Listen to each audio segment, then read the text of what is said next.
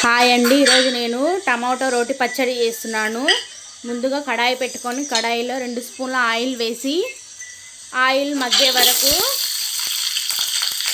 పచ్చిమిరపకాయలు ఒక 10-12 పచ్చిమిరపకాయలు వేయాలండి.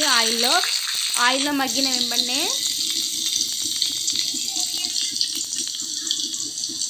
ఉల్లిపాయ వేయాలండి. ఉల్లిపాయ కూడా ఆయిల్లో మగ్గిన తర్వాత కొద్దిగా కరివేపాకు, కొద్దిగా పసుపు వేసి ఆయిల్లో మగ్గనిద్దామండి. మగ్గిన వెంబడే 4 టమాటాలు కట్ చేసి వేసుకుందాం. టమాటాలు కూడా ఆయిల్లో మగ్గిన వెంటనే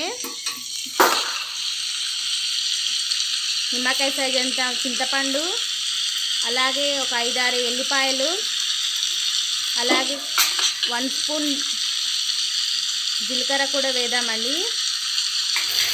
అన్నీ ఆయిల్లో మగ్గిన తర్వాత పచ్చిమిరపకాయలు సపరేట్గా రోట్లో వేసి దంచుకుందామండి. రోట్లో వేయడం వలన టమాటో పచ్చడి చాలా టేస్ట్గా ఉంటుందండి. అలాగే పచ్చిమిరపకాయలు త్వరగా మెత్త కావడానికి కొంచెం ఉప్పు వేసానండి. పచ్చిమిరపకాయలు మెత్తగా అయిన వెంబడే టమాటాలు కూడా వేద్దాం. టమాటాలు, పచ్చిమిరపకాయలు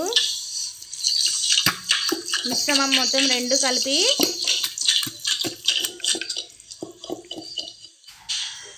రోట్లో దంచుదామండి. ఈ విధంగా అవుతుంది 2 కలిసి దంచినాక. అంతేనండి, టమాటో రోటి పచ్చడి రెడీ.